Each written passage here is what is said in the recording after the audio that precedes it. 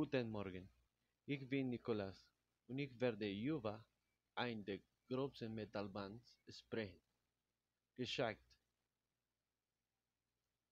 Sodom ist eine deutsche Thrash-Metal-Band-Group, die 1981 in der Stadt Gelsenkirchen von Thomas Such gegründet wurde. Neben Creator, Tanker und Destruction sind die größten Metal-Bands in Deutschland. Wenn Sie über diese Gruppe sprechen, sollte ich Anführer Thomas Such Angel Ripper als einziges Originalmitglied, Bassist und Sänger hervorstehen, das die Essenz der Band bewahrt. Namenstellung: Tom und Frank Testegen, Gitarrist der Band, geschaffen Sodom unter Berücksichtigung verschiedener Filmnamen, die sie beeinflusst hatten, als Hallo, Thomas Such Angel Ripper.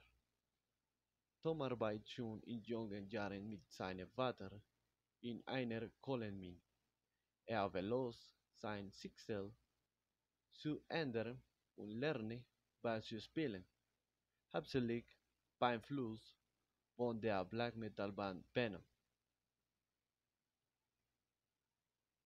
Erster EP.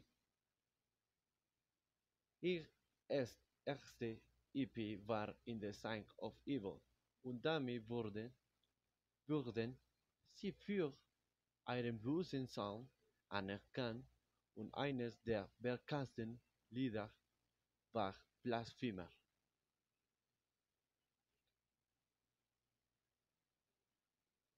Bekanntesten Alben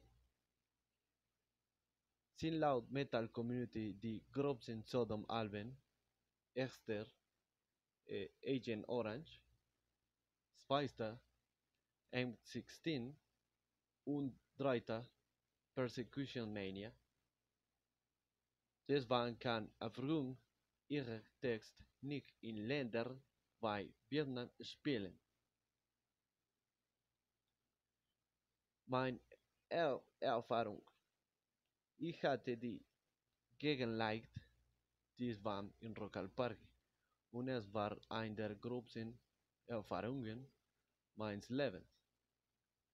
Ich konnte mit meinen Freunden eine meiner Lieblings-Metal-Bands hören. Danke, Sodom.